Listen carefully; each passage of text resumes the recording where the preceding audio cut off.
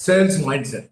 ఈ mind set అంటే customer psychology ఎలా ఉందో గమనించి దానికి తగ్గట్టుగా సేల్స్ మైండ్ సెట్ ఎలా ఉండాలి అని ఎంతో మంది మేధావులు, మోస్ట్ సక్సెస్ఫుల్ సేల్స్ పర్సన్స్ అందరూ కలిసి కొన్ని సేల్స్ మైండ్ సెట్ పద్ధతులన్నీ కూడా తయారు చేసి మనకి ఇచ్చారు.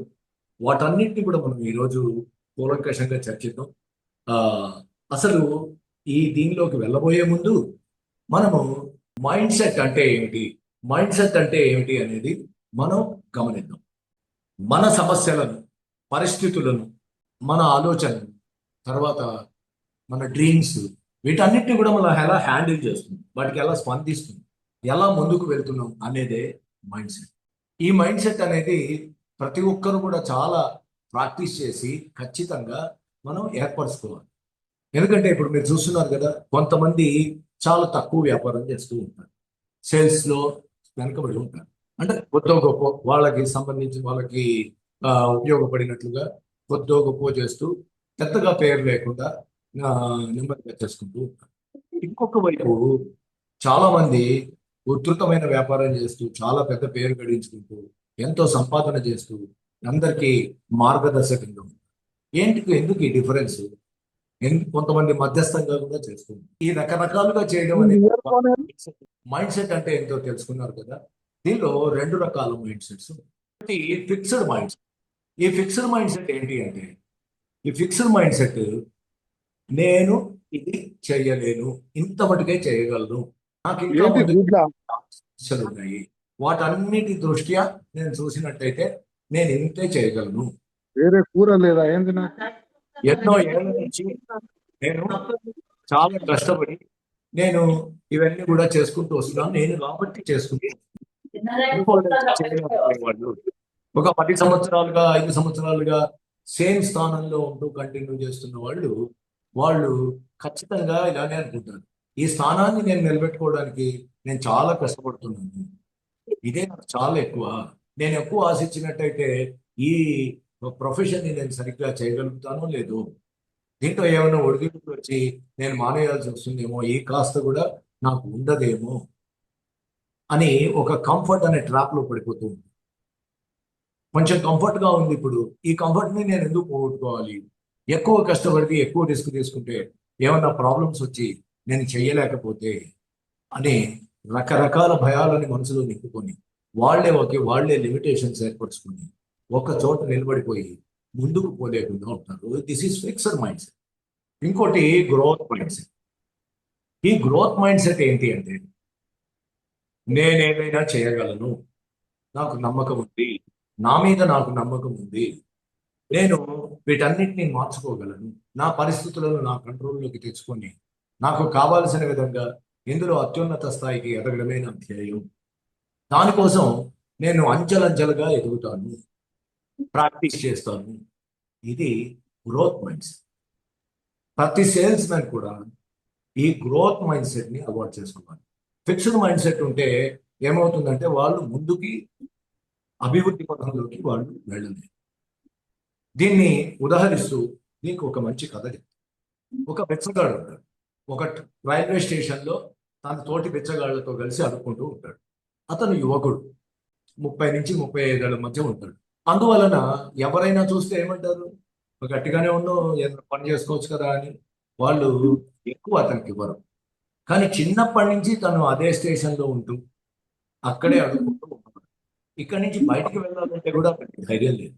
ఎందుకంటే బయటకు వెళ్తే ఈ కాస్త కూడా సంపాదించుకుంటానో లేదో, ఇవి కూడా వస్తుందో లేదో, నా ముక్తి గడుస్తుందో లేదో అనే భయంతో అక్కడే ఉండి ఎన్నో ఏళ్ల నుంచి అదే పని చేస్తూ అలాగే ఉంటాడు. ఒకరోజు ఒక సూట్తో ఉన్నటువంటి ఒక పెద్ద మనిషి, ఒక బిజినెస్ మ్యాన్ ఆ ట్రైన్లో వెళ్తూ ఉంటాడు. ఆ ట్రైన్లో ఎక్కి అందరిలో ఆడుకుంటూ ఉంటారు. ఈ ట్రైన్ ఈ స్టేషన్ నుంచి ఇంకో స్టేషన్కి వెళ్తుంది, మళ్ళీ అక్కడి నుంచి వచ్చిన అందులో ఎక్కుతారు, మళ్ళీ వచ్చి వాళ్ళ పాత స్టేషన్లో వాళ్ళు ఎక్కడ ఉంటారో అక్కడ దిగిపోతూ ఉంటారు. ఇది వాళ్ళ దైనందిన చర్య. అయితే వెళ్ళేటప్పుడు ఆయన దాంట్లో కూర్చొని ఉన్నాడు. ఆయన దగ్గరికి వెళ్ళి, అయ్యా నాకు ఏదైనా ఇవ్వండి అని ఆయన బిచ్చం పడుతున్నాడు. అడగంగానే ఆ సూట్ వేసుకున్నటువంటి బిజినెస్ మ్యాన్ ఆయన ఏమన్నాడంటే, బాబు నాకు ఏదైనా తీసుకుంటేనే ఇవ్వడం అలవాటు, నేను ఏది ఎవరు ఇవ్వకుండా నేను ఏది ఇవ్వను. నువ్వు ఏమి ఇచ్చినా సరే, నీ చేతనైంది ఏమి ఇచ్చినా సరే నేను ఇస్తాను. అంతేగాని నువ్వు ఏమి ఇవ్వకుండా అడుగుకుంటే నేను ఇవ్వను అన్నాడు.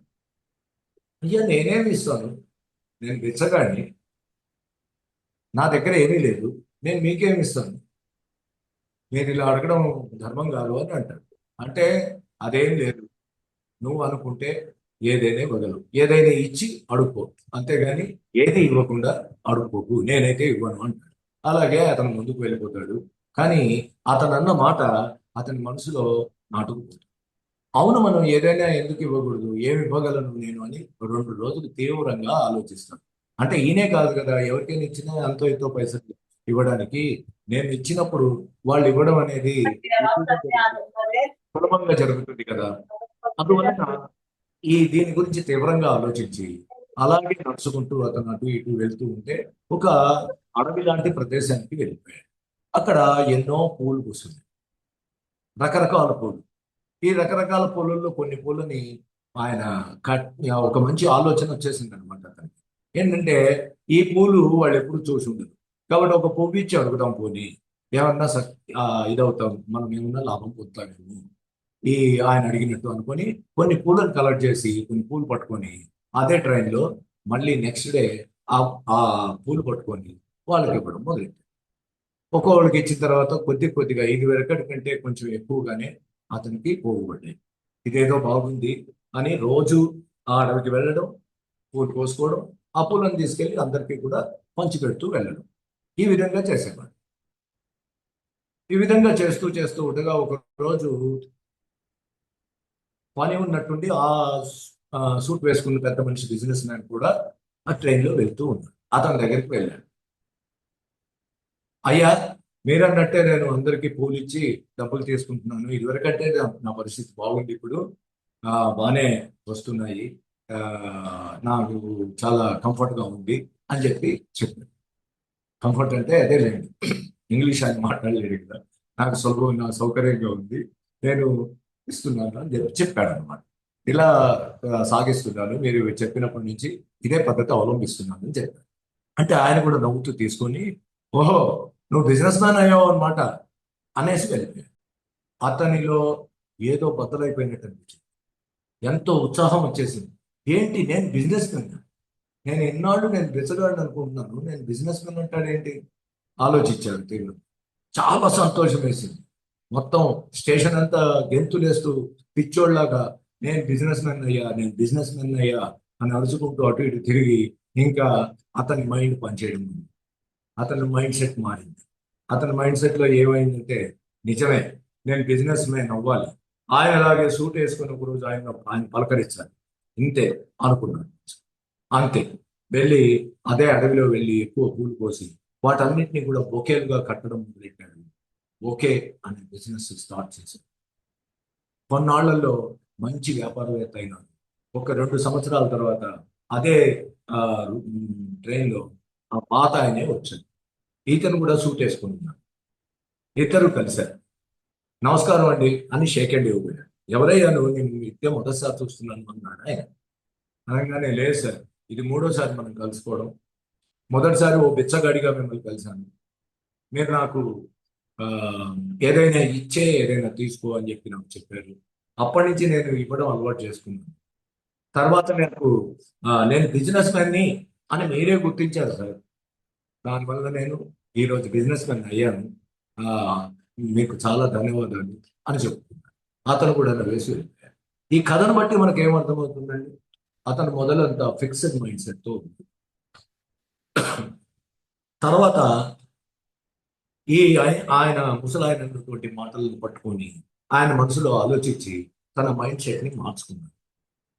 ఎంతో మంది బిచ్చగాళ్ళుగా మిగిలిపోతున్నారు అంటే వాళ్ళు ఎప్పుడూ కూడా ధనవంతులం కావాలని మనసులో అనుకుంటున్నారు.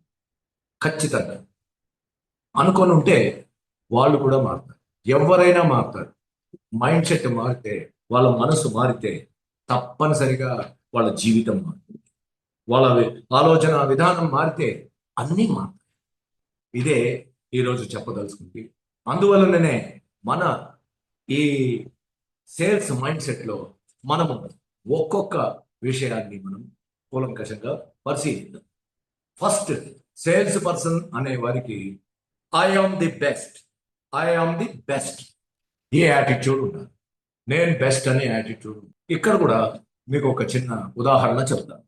ఒక పిల్లవాడు 15-16 సంవత్సరాలు వచ్చిన తర్వాత వాళ్ళ తండ్రి దగ్గరికి వెళ్ళి, నాన్న నాన్న నేను ఆ, నాకు ఏదైనా పని చెప్పు, నేను పని చేస్తాను, నాకు పెద్దవాడిని అవ్వాలని ఉంది, నాకు నా విలువ ఏంటో నేను తెలుసుకోవాలని ఉంది, అందుకని నాకు ఏదైనా పని చెప్పు అంటారు. అంటే ఆయన ఆ, నీ విలువ ముందు తెలుసుకోవాలని ఉందా, చాలా మంచి ఆలోచన, ఇప్పుడే నీకు అర్థమయ్యేటట్టు చెప్తాను అని ఆయన ఏం చేశాడంటే ఒక రాయి ఇచ్చాడు. ఈ రాయిని పట్టుకెళ్ళి, అది బ్లూగా మెరుస్తూ ఉంది, మంచి ఈ డగరగమంటూ ఉంది. ఈ రాయిని తీసుకొని వెళ్ళి నువ్వు ఆ మనం ఆ ఎర్రగడ్డ మార్కెట్ ఉంది కదా, ఆ మార్కెట్ దగ్గర నిలబడవు. సరేనా అన్న అని వెళ్ళాడు. మార్కెట్ దగ్గరికి వెళ్ళి ఆ రాయి అందరికీ కనపడేటట్టు పట్టుకొని ఉన్నాడు. కొంచెం సేపు అయిన తర్వాత ఒక ఆయన వచ్చి అడిగాడు, బాబు ఈ రాయి ఎంతకిస్తావు అని అడిగాడు. అనగానే వెంటనే నాన్నకి ఫోన్ చేశాడు. నాన్న ఈయన ఎవడు రాయి అడుగుతున్నాడు, ఎంత చెప్పమంటావు అని. 200 చెప్పండి. 2000 చూపించండి. 2000 చూపిస్తాను. ఓ 200 ఇస్తా ఉండు అని జేబులో చేయి పెట్టుకుని పోతే వెంటనే మళ్ళీ నాన్నకి ఫోన్ చేస్తాడు. నాన్న ఇతను 200 ఇస్తాను అంటున్నాడు, ఇచ్చేయమంటావా అంటాడు. వద్దు, నువ్వు ఓ పని చేయి, అక్కడ మానేసి తిన్నగా వెళ్ళి మన స్పెన్సర్ సూపర్ మార్కెట్ ఉంటుంది కదా, అక్కడ వెళ్ళి నిలబడు అని అన్నాడు. అక్కడికి వెళ్ళాడు. అక్కడికి వెళ్ళి అదే రాయి పట్టుకొని అలాగే నిలబడ్డాడు. కాసేపటికి ఒక ఆయన వచ్చి అతన్ని ఎంతకిస్తావు అని అడిగాడు. మళ్ళా 2000 చూపించాడు. వాళ్ళ నాన్న చెప్పాడు కదా, ఎవరు చూపించినా 2000 చూపించి ఏం మాట్లాడకని చెప్పాడు. 2000 చూపించాడు.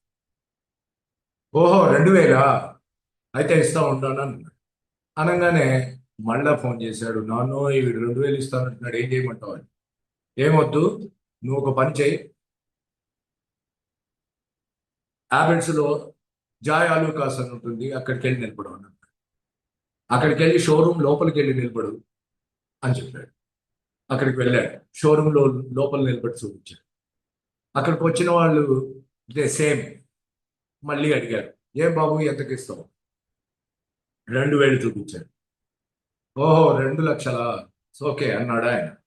అనగానే మళ్ళీ ఫోన్ చేశాడు. నాను వీడు 2 లక్షలు ఇస్తానంటున్నాడు, ఇచ్చేసి వచ్చేయమంటావా అని అన్నాడు. నువ్వు వచ్చేయని చెప్పాడు. ఏమొద్దు, నువ్వు వచ్చేయని చెప్పాడు. చెప్పంగానే వెళ్ళాడు.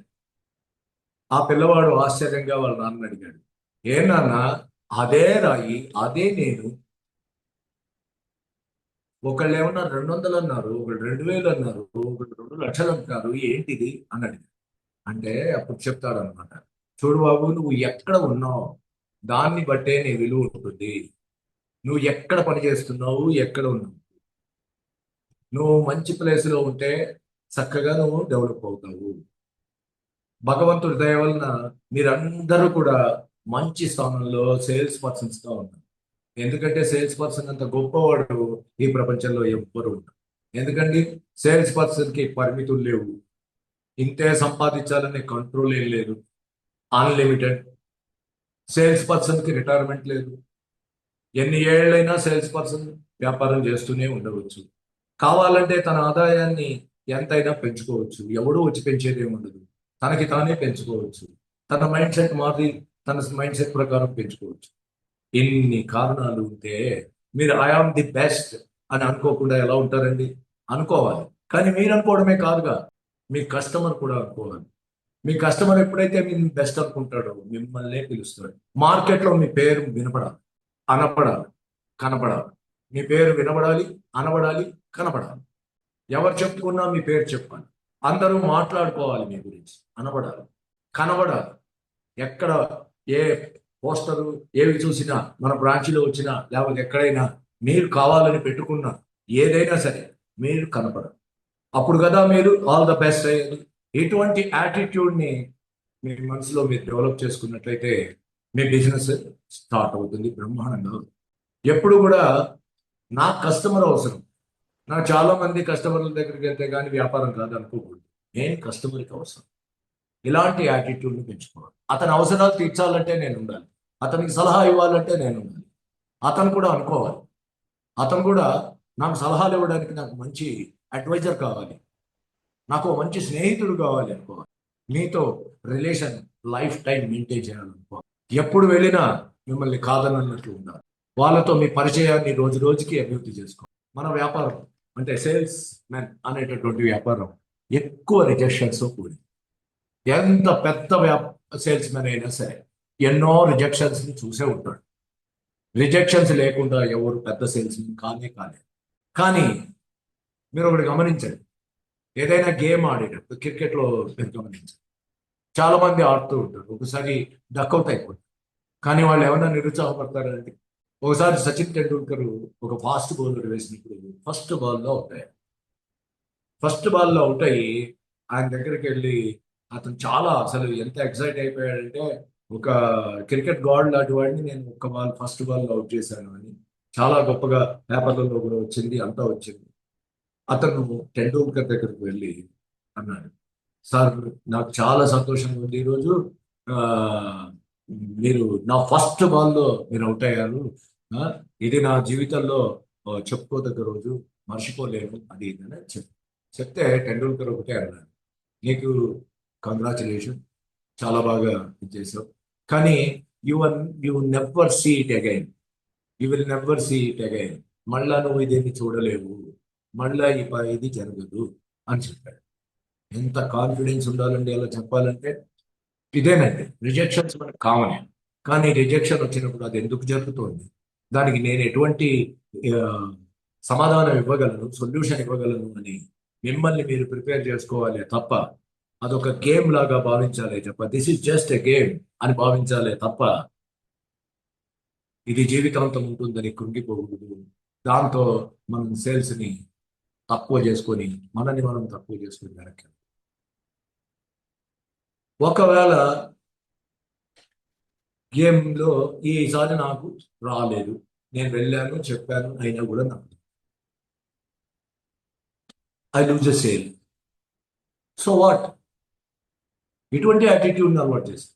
ఒకవేళ మనం వెళ్ళాము ఆయన వద్దన్నాడు, ఏమైతుంది, మనకేం కాదు, మళ్ళా నెక్స్ట్ టైం నేను బాగా ప్రిపేర్ అయ్యి ఇంకా బాగా చెప్పగలను అనే కాన్ఫిడెన్స్ మీలో బిల్డప్ చేసుకోవాలి.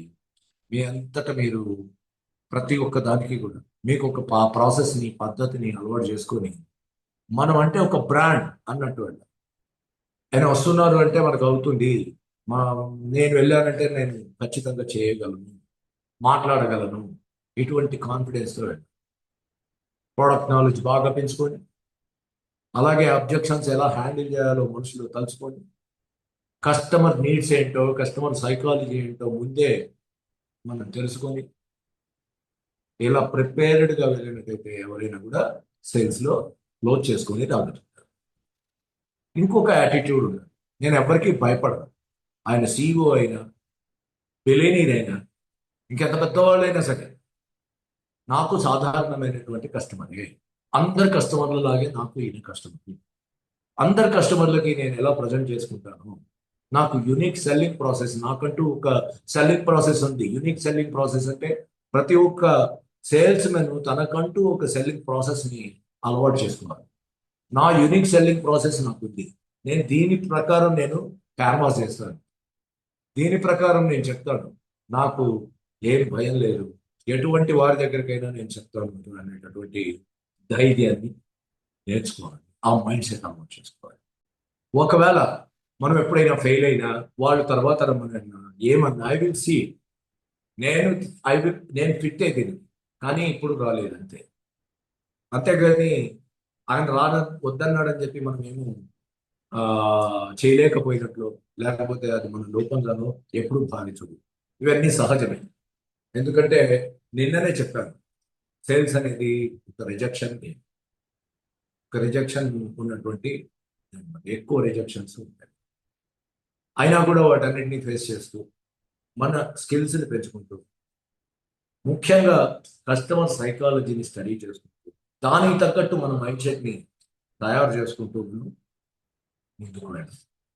ఇంకొకటే, మీరు అసలు వెళ్ళే ముందు, ఏదైనా సేల్కి వెళ్ళే ముందు మీకు ప్లాన్ ఉందా, ప్లాన్ చేసుకుంటున్నారా, ఎట్లా చెప్పాలి అతనికి, నేను ఎలా ప్రిపేర్ అవ్వాలి, ఈ ప్రోడక్ట్స్ గురించి నాకు ఎన్నిటి గురించి తెలుసు తెలియదు, అన్ని ప్రోడక్ట్స్ గురించి నేను నాలెడ్జ్ ఉన్నదా నాకు, నేను అతని ముందు వెళ్ళగానే అతను అడిగినటువంటి అబ్జెక్షన్స్ అన్నిటికీ సమాధానం చెప్పగలుగుతున్నాను. ఇటువంటి పరిజ్ఞానాన్ని అలవాటు చేసుకున్నాను. అందుకే మీ మీద మీరు ఇన్వెస్ట్ చేసుకోవాలి. ఏంటది? మన మీద మనం ఇన్వెస్ట్ చేసి మీ జ్ఞానాన్ని పెంచుకోవాలి. ఎలా పెరుగుతుంది? నది ఎప్పుడూ పారుతూ ఉంటుంది. బయట నుంచి నీళ్లు వస్తేనే నది ఎప్పుడు నిండుగా కనబడుతుంది. వస్తుంటాయి, పోతుంది. ఎప్పుడైనా రావడం బంద్ అయితే ఏమవుతుంది? నది ఎండిపోతుంది. మన బ్రెయిన్ కూడా, మన బ్రెయిన్లోకి ఆలోచనలు బయట నుంచి ఆ మార్గదర్శకాలు వస్తూ ఉండాలి. మనం వాటిని బయటికి చెప్పడమే, నోటిలోంచి మనం బయటికి చెప్పడమే వెళ్తూ ఉండాలి. అప్పుడు నదిలాగా మన బ్రెయిన్ ఎప్పుడూ కూడా తెలివితేటలతో, మంచి జ్ఞానంతో స్థిరంగా ఉంది. పారుతున్న నదే ఎప్పుడూ నిండుగా ఉంది. దానికోసం మనం ఏం చేస్తున్నాం? రోజు ఒక అరగంట సేపు మంచి పుస్తకాలు చదవడం, లేదా ఇన్ఫర్మేషన్ ఆన్ వీల్స్,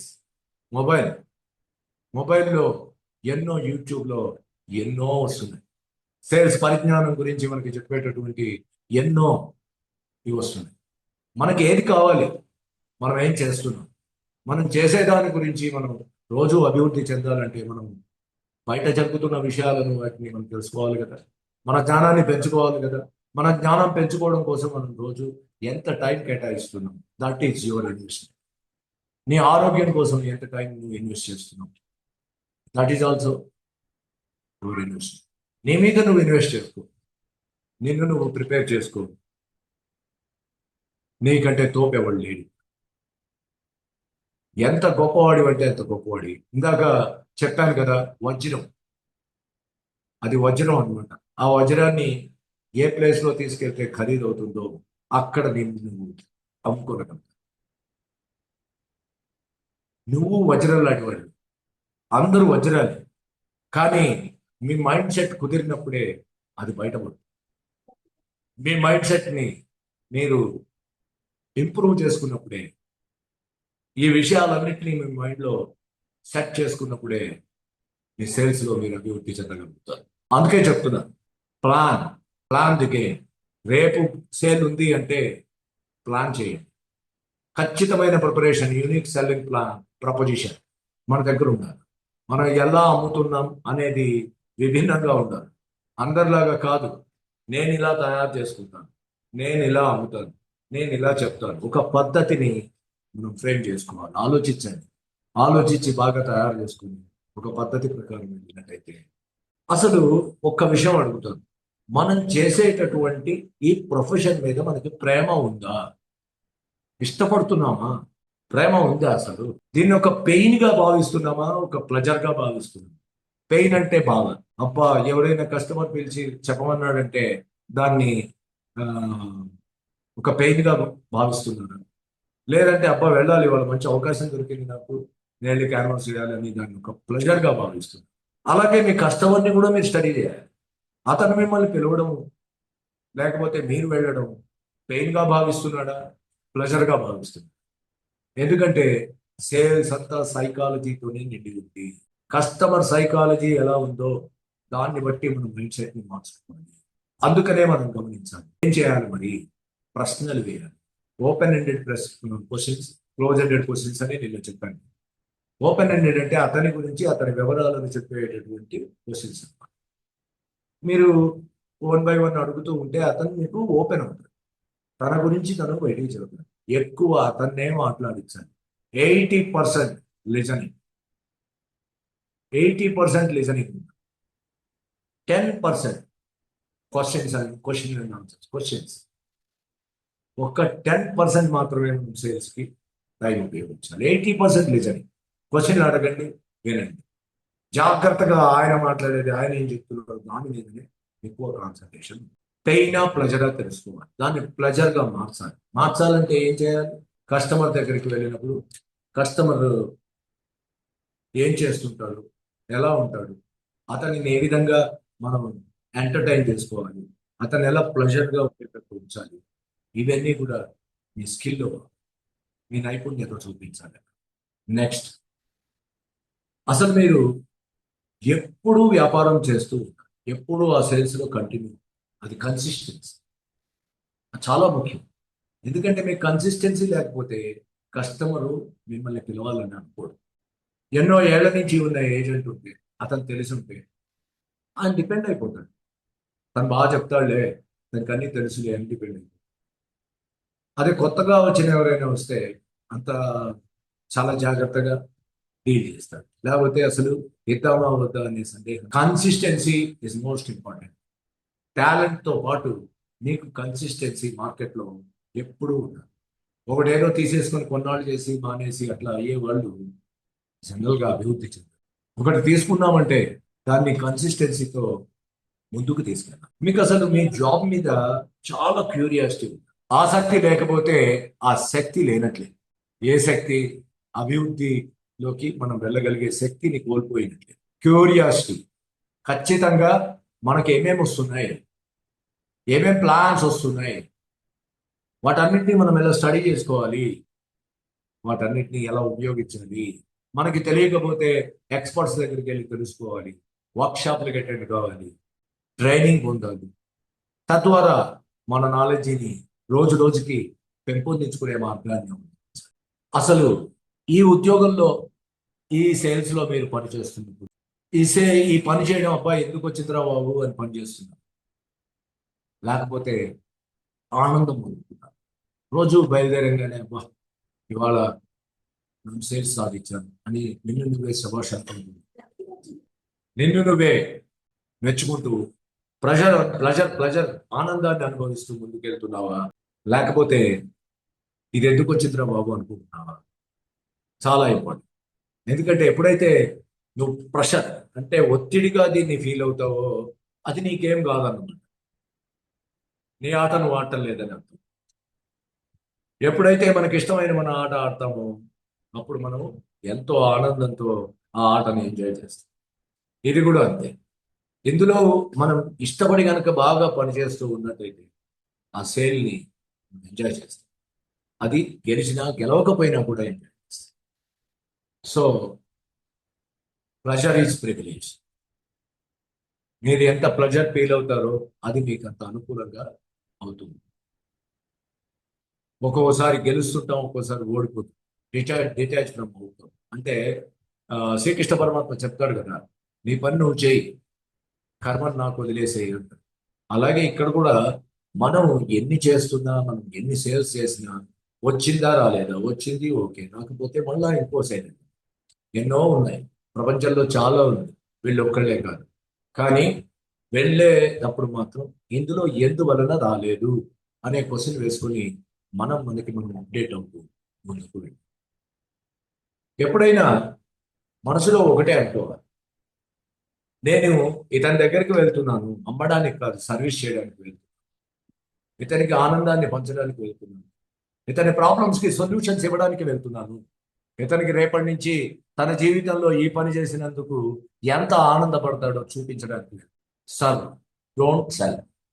ఇంకొక ముఖ్య విషయం, మనము కస్టమర్ దగ్గరికి వెళ్ళాం. కస్టమర్ని ఎప్పుడూ కూడా అప్రిషియేట్ చేయాలి. కస్టమర్ ఏదైనా చెప్తే దానికి వాదనలోకి దిగకుండా ఆయన్ని ఎలా అప్రిషియేట్ చేయాలో చూడాలి. ఇంట్లో ఏమన్నా ఫోటోలు తగిలించున్నాయి, అతను ఏమన్నా రంగంలో అభివృద్ధి చెందుతున్నాడు, క్రికెట్ ఆడేవాడా, మ్యూజిషియనా, మెజిషియనా, టీచరా, లేకపోతే ఏంటి, అతన్ని గమనించినట్టయితే ఆ రంగంలో అతను ఎంత సాధించాడో దాన్ని తెలుసుకొని మీరు అతన్ని అప్రిషియేట్ చేసినట్లయితే, మెచ్చుకున్నట్లయితే అతను ఎంతో ఆనందం.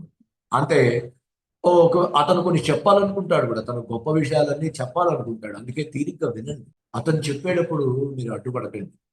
ఉదాహరణకి అతను మా అబ్బాయి మొన్ననేనండి మెడిసిన్ సీట్ వచ్చింది అని చెప్పాడు అనుకోండి, సంతోషపడుతూ చాలా ఇదిగా మెడిసిన్ సీట్ వచ్చింది, ఆయనకి చాలా 300 ర్యాంక్ వచ్చిందని ఏదో చెప్పాడు. వెంటనే మీరు అవునా సార్, సార్ మా అబ్బాయి కూడా సార్, మా అబ్బాయికి 100 వచ్చింది సార్ అని చెప్పకూడదు. మీ అబ్బాయికి 100 వస్తే ఎవరికి కావాలి? మనం వెళ్ళింది ఆయన దగ్గర సేల్ చేయడానికి. ఆ అబ్బాయికి 300 వచ్చినా కూడా మనం అప్రిషియేట్ చేయాలి. ఇది చెప్పుకోకూడదు, ఆయన్ని అప్రిషియేట్ చేయాలి. చాలా గ్రేట్ సార్, మీరు అదే రంగంలో, మీరు వేరే రంగంలో ఉన్నప్పటికీ కూడా ఆయన్ని మరి ఎంత అభివృద్ధి చేశారంటే నిజంగా మీ గొప్పతనం సార్. మీ అబ్బాయి కాబట్టి ఇలా కాగలిగాడు, చాలా గ్రేట్ సార్ అని ఆయన్ని అప్రిషియేట్ చేయాలి. ఈ అప్రిషియేషన్ ప్రతి ఒక్కరు కోరుకుంటారు. అందుకే చెప్తారు నేను ఏదైనా ఎవరైనా చెప్పారు అంటే అర్థం దాని వెనకాల అప్రిషియేషన్ కోరుకుంటున్నారు. అప్రిషియేట్ చేయండి. ప్రతి విషయంలోనూ వారు చేసినటువంటి విజయాల్ని, వారు చేసినటువంటి ఘనకార్యాలని గమనించి వాటిని అప్రిషియేట్ చేసినట్టయితే తొందరగా పార్టీ మనతో సంబంధం పెంచుకుంటాడు, మనతో ఫ్రెండ్లీగా అప్రిషియేట్ అప్రిషియేషన్ ఇవ్వండి. సార్, మన ప్రొఫెషన్లో కూడా ఏ ప్రొఫెషన్లో అయినా ఎవరికైనా ఒడిదుడుకులు వస్తూనే ఉంటాయి.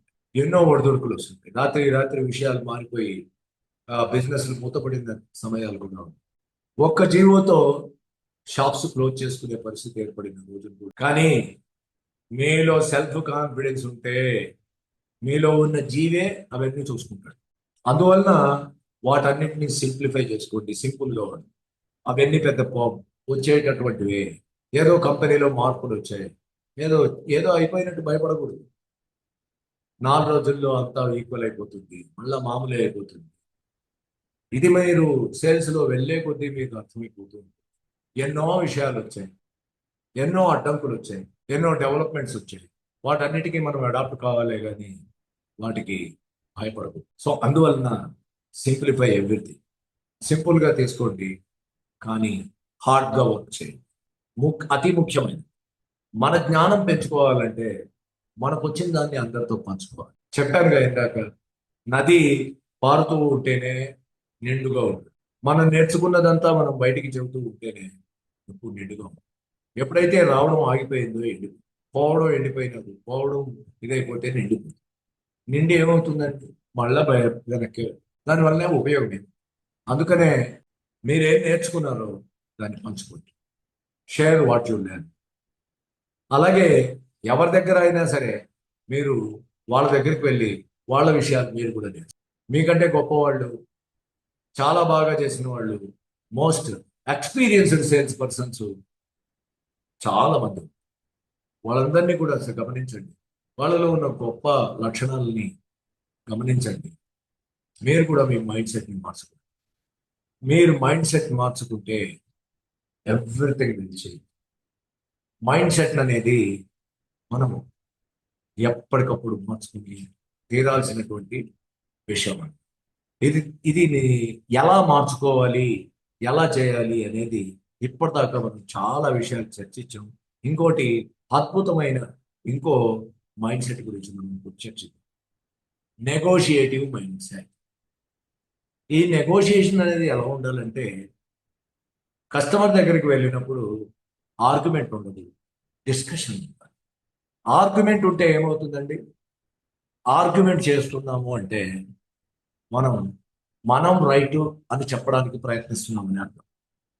ఆర్గ్యుమెంట్ ఏం తెలుస్తుంది? ఎవరు రైట్ అని తెలుస్తుంది. అదే డిస్కషన్ అయితే ఏది రైటో తెలుస్తుంది. ఏది రైటో తేలాలే కానీ ఎవరు రైటో కాదు. నువ్వు రైట్ అని ప్రూవ్ చేసుకొని బయటకు వచ్చి ఉపయోగం ఏంటి? నువ్వు వెళ్ళిన పర్పస్ ఏంటి? నువ్వు సేల్ తీసుకురావాలని వచ్చావు, ఆయన మీద గెలిచి నువ్వే రైట్ అని అనిపించుకున్నావు. కానీ ఏం ఉపయోగం? మన ఉపయోగం అది కాదు. మన ఉపయోగం అతని దగ్గర ప్రోడక్ట్ సేల్ చేయాలి. కాబట్టి ఏంటంటే అక్కడ వెళ్ళినప్పుడు డిస్కషన్ చేయాలి, ఆర్గ్యుమెంట్ చేయకూడదు. ఈ నెగోషియేట్ మైండ్ సెట్ని పెంచుకోవడానికి మనము 5 రకాలైనటువంటి పద్ధతుల్ని పాటించాలి.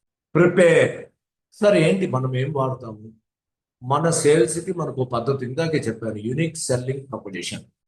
ప్రతి ఒక్కరూ వారికి తగ్గట్టు, నేను సెల్ చేయాలంటే నేను ఈ పద్ధతులు పెట్టుకుంటాను, ఈ విషయాలు నాకు ఉండాలి, నిపుణుల్ని అడగండి, నైపుణ్యం బాగా ఉన్న వాళ్ళని, మాస్టర్స్ని, ఎక్కువ బాగా వ్యాపారం చేసే వాళ్ళని మనతో చర్చించి మీరు ఒక యూనిక్ సెల్ ప్రపోజిషన్ వర్కౌట్ చేసుకోండి. పార్టీ దగ్గరికి వెళ్ళే ముందు మనకి సబ్జెక్ట్ గురించి పూర్తిగా తెలిసి ఉండాలి. మన ప్రోడక్ట్ గురించి చక్కగా చెప్పగలగాలి. అతను ఏం అబ్జెక్షన్స్ వేస్తాడు, అతను మనల్ని ఏం అడుగుతాడు, ఇవన్నీ కూడా మనం ముందే ఊహించి అతనికి చెప్పగలిగే పరిస్థితులు. మీ కాంపిటీటర్లు వాళ్ళు ఎలా చేస్తున్నారు అది కూడా మీరు గమనించాలి. మీ కాంపిటీటర్ల ప్రోడక్ట్స్ ఎలా ఉన్నాయి, వాటికి కంపారిజన్ కూడా మీరు బాగా తెలుసుకుంటారు. వీటన్నిటిని స్టడీ చేసి వెల్ ప్రిపేర్ అయ్యి మీరు వెళ్తే మీరు నెగోషియేట్ చేయగలరు. అక్కడికి వెళ్ళిన తర్వాత మనం ఇంత పాలసీ సంపాదిద్దాం, లేకపోతే అంత పాలసీ సంపాదిద్దాం, లేకపోతే ఇంత గుడ్స్, ఇంత ఖరీదైనటువంటి సేల్ చేద్దాం, ఇంత అమ్ముదాం, ఇవన్నీ కాదండి. అసలు దాని వాల్యూ ఎంత, అతని అవసరం ఏంటి, అవసరాన్ని ఎంత మటుకు వాల్యూ కవర్ చేస్తుంది, అతని ప్రయోజనాన్ని ఎంత మటుకు అడ్రస్ చేస్తుంది, ఇలాంటి విషయాలు. అంటే వాల్యూని అమ్మాలి, ప్రైస్ని కాదు, ధరని కాదు, వాల్యూని అమ్మాలి. అతనికి మీతో మాట్లాడుతున్నంతసేపు, అరే తొందరగా అయిపోకుంటే బాగుండు, చాలా బాగుంది, హాయిగా ఈయనతో మాట్లాడుతున్నాను, వాళ్ళు ఎంజాయ్ చేస్తున్నాను అనే ఫీలింగ్ మీరు కనిపించాలే కానీ ఎప్పుడు వెళ్ళిపోతాడా అనే ఫీలింగ్ కనిపించుకోదు. దానికి మీరు కొంత హ్యూమర్ని, అంటే హ్యూమర్ అంటే అతనితో, అతనిలో ఉన్నటువంటి విషయాలు చూసి అతన్ని నవ్వించగలిగేటటువంటి విషయాలని మాట్లాడుతూ, అతన్ని ఆనందపరిచే మాటలు మాట్లాడుతూ, కొంత హ్యూమర్ని ఉపయోగించండి, మీ స్కిల్స్ని ఉపయోగించండి. ఆయనకి ఎంటర్టైన్మెంట్ ఏవైతే ఉంటాయో వాటి విషయాలు మాట్లాడాలి. అతనికి ఎవరినైనా మెచ్చుకుంటే చాలా ఆనందం కలిగితే వాళ్ళని మెచ్చుకోవాలి. అతనికి ఏదైనా పార్టీలో ఇంట్రెస్ట్ ఉంటే దాని గురించి మాట్లాడాలి. ఏదైనా అతను మీతో కాసేపు మాట్లాడాలి అని అనుకోవాలి తప్ప ఎంత తొందరగా వెళ్ళిపోతే బాగుండు అని అనుకునేటట్టు మన బిహేవియర్ ఎప్పుడూ కూడా మీలో ఎనర్జీ కనపడుతూ ఉంది. అద్భుతమైన ఎనర్జీని మీరు చూపించాలి. మీరు మాట్లాడుతుంటే అబ్బా వచ్చాడబ్బా, ఈయన వస్తే చాలు మొత్తం అట్మాస్ఫియర్ అంతా చేంజ్ అయిపోతుంది ఆ, అని ఆయనలో నవ్వులు రావు. ఆయన మొహంలో ఆనందం రావాలి మనుషులు. ఈ యాటిట్యూడ్, ఈ మైండ్ సెట్ ని మీరు బాగా అలవాటు చేసుకోండి. కొంతమంది సీరియస్ గా ఉంటారు. ఎందుకంటే సీరియస్నెస్, హాయిగా సరదాగా మాట్లాడుతూ వాళ్ళతో జోక్ చేస్తూ వాళ్ళని నవ్విస్తూ సరదాగా మాట్లాడి ఆ సేల్లో మాట్లాడితే మీరు రావాలని అనుకుంటారు. మీరు సీరియస్గా వెళ్ళి పాయింట్ టు పాయింట్ చెప్పేసి వచ్చేస్తానంటే ఎవరైనా ఉంటారండి? ఎవరైనా సేల్ ఎంటర్టైన్మెంట్ గా ఉండాలి. ఒకవేళ ఆయన చేయలేదు, ఇంత మాట్లాడినా ఇంత హ్యాపీగా ఉన్నాను, ఆయన చేయలేదు, పోనీ ఏం పర్వాలేదు. ఈ రోజు చేయలేదు, రేపు చేస్తాను. మీ రిలేషన్ బాగుంటే, మీరు లాంగ్ టైం రిలేషన్ మెయింటైన్ చేయగలిగితే ఖచ్చితంగా రేపు ఉంటాడు. అందువలన దాని గురించి బాధపడాల్సిన అవసరం లేదు. Win win or no deal. ఒకవేళ మనం తీసుకున్నామా, it's okay. No deal, it's also okay.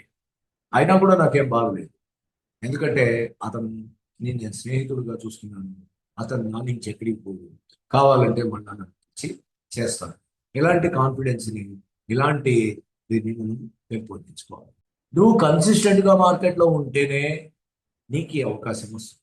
ఈ నెగోషియేటివ్ మైండ్ సెట్ అనేది మీకు ఎంత ఉన్నా నువ్వు కన్సిస్టెంట్ గా మార్కెట్లో ఉండాలి. ఇది చాలా పదే పదే చెప్తున్నాను. మార్కెట్లో కన్సిస్టెన్సీ గా ఉన్న వాళ్ళకి ఎన్నో ఆపర్చునిటీస్. చాలా మంది ఎన్నేళ్ల నుంచి పనిచేస్తున్నారు, ఎక్కడి నుంచి ఉన్నారు అంటే అది ట్రస్ట్ని బిల్డ్ చేస్తారు. పార్టీలో నీ మీద ట్రస్ట్ని బిల్డ్ చేస్తారు. ఎన్నాళ్ళ నుంచో ఉన్నారైనా అని నన్ను అంటారు కదా, మీరు అందరికీ తెలుసు. 35 ఏళ్ళ నుంచి మిమ్మల్ని చూస్తూనే ఉన్నాం సార్ అని. అన్నేళ్ళ నుంచి చూడబట్టి ఒక ట్రస్ట్ బిల్డ్ దగ్గర చేస్తే పర్వాలేదు. అలాగే మన దగ్గర కూడా ఎన్నో ఏళ్ల నుంచి మనం ఈ సేల్స్ మెన్ గా పనిచేస్తున్నటువంటి వాళ్ళు ఎంతో మంది ఉంటారు. వాళ్ళందరికీ ఈ విషయం చాలా బాగా తెలుసు. కొత్తగా వెళ్ళిన ఏజెంట్కి మీకు ఉన్నటువంటి వ్యత్యాసం తప్పనిసరిగా మీకు వీటన్నిటినీ కనుక మనం పాటించినట్టయితే మీ నెగోషియేషన్ సక్సెస్ఫుల్ అవుతుంది. మీరు I can sell any one, anything to any one. నేను ఏ వస్తువునైనా ఎవరికైనా అమ్మగలను. ఒక వస్తువు కాదండి, ఈ సేల్స్ దీనిలో ఉన్న వాళ్ళు ఏదైనా అమ్మగలరు. ఒక దాంట్లో ఉన్నారు అంటే 10 అమ్మగలరు. అందుకనే మీరు చూస్తున్నారు కదా, మన దాంట్లో చాలా మంది రియల్ ఎస్టేట్ వ్యాపారం చేస్తూ, చాలా మంది వేరే వేరే వ్యాపారాలు, ఏ వ్యాపారాలు అయినా వాళ్ళు చేయగలరు. కారణం ఏంటంటే అంత సేల్స్, అన్నిట్లో ఒకటే రూల్స్. కాబట్టి ఏంటి, ఈజ్ తో, గ్రేస్ తో ఎవరికైనా ఏదైనా మనం అమ్మేసేయచ్చు. దానికి కావాల్సింది కస్టమర్ సైకాలజీని అర్థం చేసుకోవడం, అతనికి నమ్మకం కలిగించేటటువంటి మన పాత కథలన్నింటినీ చెప్పడం, అతని అవసరాలని గమనించడం, అతని కోరికలను గమనించడం, అతని ప్రిఫరెన్సెస్ని అర్థం చేసుకోవడం. ఇలా మనం అబ్జెక్షన్స్ని, అతనికి ఏమేమి అబ్జెక్షన్స్ ఉన్నాయో వాటన్నిటిని మనం హ్యాండిల్ చేయగలగడం, పెయిన్ పాయింట్స్ అతనికి ఏమున్నాయి, ఇది తీసుకోవడంలో ఏం బాధపడుతున్నాడు అది గమనించి ఆ పెయిన్ పాయింట్స్ కూడా మనం ఏమన్నా అడ్రస్ చేయగలమో చూడడం, అతని భయాలని అధిగమించేటట్టు చేయడం, మనం ధైర్యం ఇచ్చి నేనున్నాను నీకు అని చెప్పారు కదా లాస్ట్ టైం మనం అప్రోచ్లో చెప్పినప్పుడు, నేను నీకు ఉన్నాను అని ధైర్యం ఇవ్వగలగాలి. ఎలాంటి సేల్స్ మైండ్ సెట్తో ఏ సేల్స్ మనం వెళ్ళినా కూడా మనం సక్సెస్ అవుతాము. మనము ఈ కస్టమర్ సైకాలజీని మనం లోతుగా అర్థం చేసుకొని మన మైండ్ సెట్ని మనం మార్చుకున్నట్టయితే best known with the best మనం అందరికీ తెలుస్తాం. ఈ ఈ ఇందులో ఉన్నటువంటి విషయాలన్నింటినీ మీరు అర్థం చేసుకొని మార్కెట్లోకి ఎప్పుడైతే వెళ్తారో అప్పుడు మీరు నెంబర్ 1 ఉంటారు. మీ గురించి అందరికీ తెలుస్తుంది. మీ గురించి అందరికీ తెలిసినప్పుడు మీరు ఎన్నో సేల్స్ చేయగలుగుతారు. ఐఎమ్ ద బెస్ట్ అనేటటువంటి యాటిట్యూడ్ మీరు డెవలప్ చేసుకోగలుగుతారు. మీ మార్కెట్ తెలిసిన వాళ్ళు అయి ఉండాలి. మీ దగ్గర బెస్ట్ ప్రొడక్ట్స్ ఉండొచ్చు. మీరు చాలా బెస్ట్ పర్సన్ అయి ఉండొచ్చు. కానీ మీకు ఎక్స్పీరియన్స్ నేను చూస్తున్నాను. మీరు మార్కెట్లో నెంబర్ 1 కాదా, అవునా, ఈ విషయంలో ఇతను బాగా చేస్తాడా లేదా, ఈ విషయాన్ని క్షుణ్ణంగా పరిశీలించి చూస్తున్నారు. కాబట్టి చాలా జాగ్రత్తగా మిమ్మల్ని మీరు అభివృద్ధి చేసుకుంటూ మీ మైండ్ సెట్ని మార్చుకుంటూ ముందుకు వెళ్ళాలని చెప్పి కోరుకుంటూ మరి ఈ ఇవాల్టి ఈ ప్రసంగాన్ని ఇంతటితో ముగిస్తున్నాను. Thank you. ఆ తెలుసుకున్న దాన్ని బట్టి మనం సేల్స్ మనం ఏ విధంగా అమ్మగలం, ఏది ఆ ప్లేస్ ఏంటన్నది మనం డిసైడ్ చేసుకోగలుగుతాం. దాన్ని బట్టి మనం ప్రమోషన్ చేసుకోగలుగుతాం అన్నది కూడా చాలా క్లియర్గా ఉంది. ఏదైనా ఒకటి చేయాలనుకున్నప్పుడు దాని గురించి పూర్తిగా తెలుసుకుంటేనే మనం ఏదైనా దాని గురించి మనం 10 మందికి చెప్పాలన్నా, దాని గురించి మనం వివరణ ఇవ్వాలన్నా ఖచ్చితంగా ప్రొడక్ట్ విషయంలో క్లారిటీ ఉండాలి. అలాగే దాని ప్రైస్ ఆ రేటుకి అది ఖచ్చితంగా కాదా. ఒక ఫ్లాట్ ఉంది, ఆ ఫ్లాట్కి అది ఈస్ట్ ఫేసింగా కాదా, దానికి ఆ రేటు ఉండొచ్చా లేదా, ఇవన్నీ అవగాహన ఉండడం కూడా మనకి మంచిదే. తెలుసుకోవడం వల్ల మనం నమ్మి వచ్చిన కస్టమర్ కూడా న్యాయం చేయగలుగుతాం. ఆ విషయం మీరు చెప్పింది బాగా నచ్చింది నిన్న విషయం క్లాస్లో. ఈ రోజు వచ్చేసి కస్టమర్ ఇంట్రెస్ట్ పెట్టి మన మైండ్ సెట్ మార్చుకోవాలి. ఖచ్చితంగా అంతే. కస్టమర్ మన గాడ్ కింద కాబట్టి కస్టమర్ ఏ వేలో ఉన్నాడో ఆ వేలోకి మనం వెళ్ళి మన మైండ్ సెట్లో తీసుకురావడం అనేది చాలా ఇంపార్టెంట్. మీరు అన్నట్టు 80% ఒక కస్టమర్ మనతో మాట్లాడినప్పుడు 80% మనం వినగలిగితే అతనికి ఏ అవసరం ఉంది, ఏం కావాలనుకున్నాడు, ఏం తెలుసుకోవాలనుకున్నాడు, ఖచ్చితంగా మనం సాటిస్ఫై చేయగలుగుతాం. మనమే మాట్లాడుతూ ఉంటే 1 వేలో మనమే ఇదవుతూ ఉంటే కస్టమర్ కన్ఫ్యూజ్ అయిపోతూ ఉంటాడు. అదే కస్టమర్ వేలో కస్టమర్కి అసలు ఏ ఆలోచన ఉంది, దాని గురించి ఎంతవరకు ఉంది, దాంట్లో లోపాలు ఏంటి, దాంట్లో ప్లస్లు ఏంటి మనం చెప్పగలడానికి 80% మీరు అన్నట్టు ఖచ్చితంగా వినాలి. 10% కూడా మన క్వశ్చన్ అతను వేసే క్వశ్చన్కి మన దగ్గర ఆన్సర్ ఉందా లేదా అన్నది కూడా చూసుకోవాలి. 10% మనం మాట్లాడితే మీరు అన్నట్టు ఖచ్చితంగా ఇది సక్సెస్ఫుల్ పాయింట్ అండి. ఇది కూడా ఇలా రోజుకో పాయింట్ చాలా బాగుంది సార్. Thank you sir.